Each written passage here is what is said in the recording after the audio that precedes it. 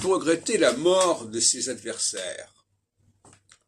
Parce que ces adversaires, quand on a des adversaires,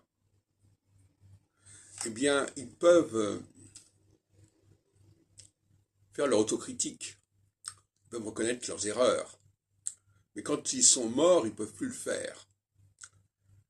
Et j'ai deux adversaires majeurs dans le domaine des études nostradamiques, notamment, probablement plus, mais deux adversaires qui sont morts, à savoir Pierre Brindamour en début 96 et Patrice Guinard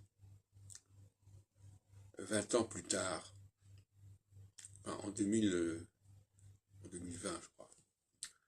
Et c'est assez fâcheux, parce qu'effectivement, bon, Brindamour n'a jamais accepté, à l'époque, c'était moins évident chez moi, il est mort avant ma soutenance de thèse d'État, mais il en a profité d'une certaine manière, puisqu'il a pu travailler sur les prophéties de Crespin,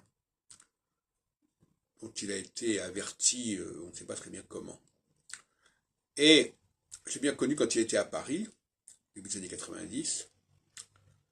J'ai rencontré aussi en 92 à Ottawa, lors d'un congrès de la Société internationale médiévale. Et puis j'ai perdu sa trace ensuite. Mais quand je lis actuellement ses travaux sur l'édition critique de Massé Bonhomme, je trouve ça tout à fait aberrant qu'ils ne comprennent pas que c'est une fausse édition, une fausse préface. Il avait beaucoup de qualités, il brassait beaucoup d'informations, mais il n'était pas vraiment doué pour la recherche critique. En tout cas, il s'est laissé berner par les éditeurs de l'époque, du XVIe siècle, et donc cette édition critique de chez Droz, elle n'est ni faite ni à faire. En ce qui concerne Patrice Guinard, qui avait également un certain nombre d'aptitudes moins importantes que celles de Brindamour, mais quand même, eh bien, il est toujours resté dans l'idée que Nostradamus avait été l'auteur de tout ce qu'on avait publié sous son nom, y compris donc les Centuries et les prophéties.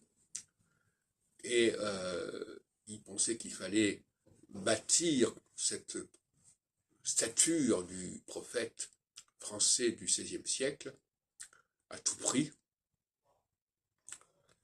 Et il n'a pas hésité à essayer de montrer, et ça c'est assez pathétique, essayer de montrer que Nostradamus avait prévu des tas de choses qui se sont produites par la suite.